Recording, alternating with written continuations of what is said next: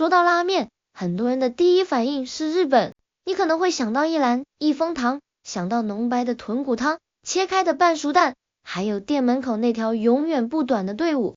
对今天的很多年轻人来说，拉面几乎就是日本饮食文化的代表。但拉面一开始并不是日本传统食物，它早期在日本常被叫做中华面，来自中国移民和港口城市里的汤面文化。也就是说，这碗今天被全世界当成日本符号的面，最早其实带着很强的中国影子。可100多年后，事情反过来了。今天你在纽约、伦敦、台北、曼谷看到一家拉面店，大多数人不会先想到中国汤面，而会想到日本。顾客拍下半熟蛋和叉烧，也是在记录一次日本体验。那问题就来了，一碗外来的中国汤面，为什么最后会被日本做成国民食物，甚至卖到全世界？今天就从拉面开始，看日本怎么把一碗外来食物变成自己的全球生意。现在日本变成日常。19世纪末，横滨、神户、长崎这些港口城市是外来饮食最容易进入日本的地方。中国商人、劳工和留学生带来的汤面，最早服务的是城市里流动的人群，吃得快，价格低，有热汤，也有一点肉味。这时候的拉面还没有后来的仪式感，它不像今天这样被认真拍照，也不会被人讨论汤底层次。更常见的画面是，一个工人站在摊位前，端起碗，吸面，喝汤，付钱，走人。他解决的是饿了、冷了、累了，需要一碗便宜热汤面的问题。真正让这种汤面大规模进入日本日常的是战后。二战结束后，日本粮食短缺，美国占领时期输入了大量小麦粉，米饭不再稳定，面食反而变得容易获得。从中国战场回国的日本士兵也带回了对浓汤面条的记忆。这些因素碰在一起，拉面就获得了一个特殊位置。它既不是传统和食里的精致菜，也不是完全陌生的外来菜。它便宜、热烈、重口味，很适合战后的城市。那时候真正需要拉面的是下班后的工人、赶路的学生、深夜还没吃饭的上班族。方便面先走向世界，但光是在日本流行还不够，它还得先让外国人认识。先跑出去的不是拉面店，而是它的工业版本方便面。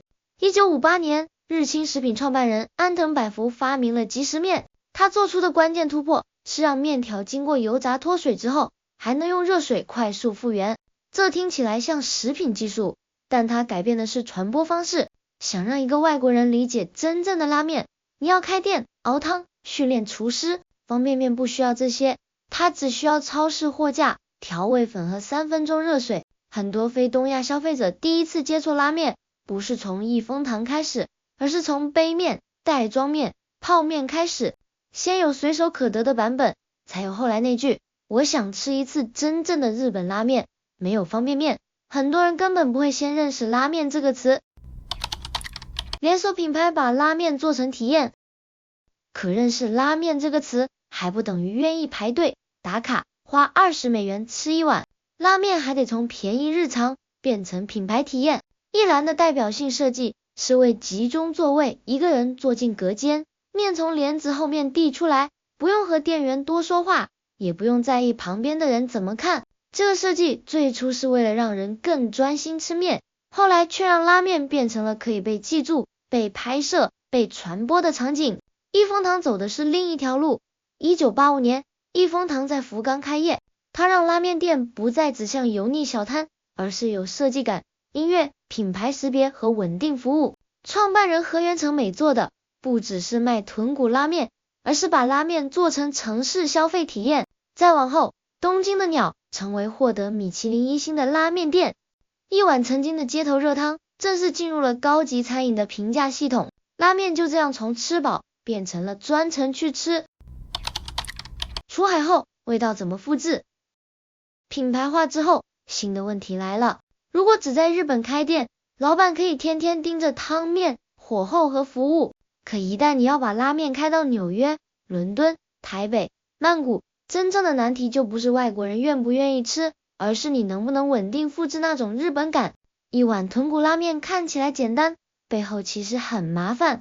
猪骨要长时间熬煮，让骨水、脂肪和胶原蛋白进入汤里。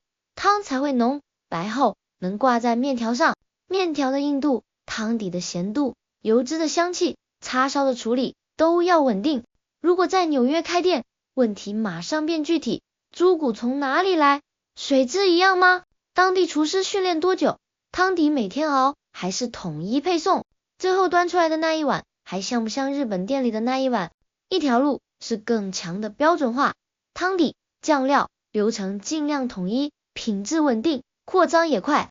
另一条路是强调在地运营和门店手艺，这样更有温度，但成本更高，扩张更慢。越能流程化，越容易扩张，越依赖师傅临场判断，越难稳定复制。拉面的问题不是能不能卖到全世界，它真正的问题是卖到全世界之后，它还算不算原来那碗面？到了海外，拉面开始变形。哪怕味道复制的很稳定，拉面也不可能在每个国家保持原样，因为海外顾客不只是接受它，也会改造它。在美国，拉面很快进入了可以怎么玩的逻辑。纽约厨师 David Chang 创立的 Momofuku 把拉面放进高级休闲餐饮的语境里，拉面不只是日本传统，也成了可以融合、改造、卖到$20以上的城市食物。所以美国会出现拉面汉堡、拉面披萨，各种混搭口味。在台湾，情况又不一样，台湾长期接触日本饮食文化，对日本拉面的接受门槛很低，但台湾消费者也会把它改成自己的习惯，口味更清爽，配料更丰富，商业模式也更弹性。某些拉面吃到饱，在日本本土并不常见，但在台湾就能成立。到了东南亚，拉面面对的是另一张餐桌，马来西亚、新加坡、泰国、越南本来就有强大的本地面食传统，乐沙、河粉、福建面、云吞面都不是弱者。拉面来到这里，是进入一个早就很拥挤的面食世界。在穆斯林消费者多的市场，豚骨拉面会遇到宗教饮食限制，一些店会用鸡骨、牛骨、海鲜或植物材料做出豚骨风的浓厚汤感。拉面在每个地方都失去一点正宗，也在每个地方获得一次新的生命。一碗面背后的全球机器。拉面能出海，不只是因为店开得多。方便面先让很多人认识拉面，日本旅行又让他们想吃一碗真正的拉面。等这份期待被养出来，品牌再开到当地，就不再是从零开始，后面还要有供应链。海外门店里的汤底、酱油、调味粉、面条改良剂可能来自不同食品公司和上游供应商。味之素这样的公司提供的不是一瓶调味料那么简单，而是稳定味道的技术。最后是社交媒体，拉面太适合拍照了，汤、肉、蛋、油光、层次清楚，一兰的隔间、益丰堂的品牌空间也都适合被拍成我来过的证据。所以你表面看到的是一碗汤，背后是方便面、旅游、供应链和社交媒体一起把它推了出去。全球化靠的不是纯粹。现在我们回到开头那个问题，一碗带着中国汤面影子的食物，为什么最后会变成日本的全球文化商品？答案不是因为它从一开始就正宗，恰恰相反，拉面的成功是一连串不再纯粹的结果。它从中国汤面进入日本，变成日本街头的平民食物，从街头燃料变成品牌体验，从手工料理变成可以被食品工业复制的味道。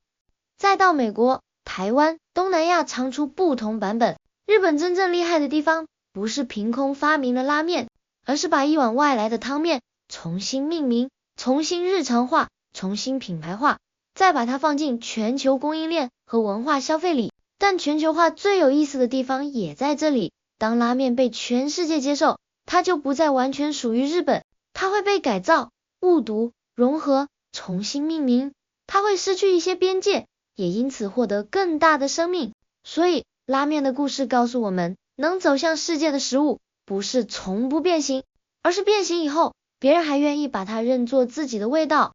那么，你心里最难忘的一碗拉面，是追求正宗，还是单纯好吃？评论区聊聊，我们下期见。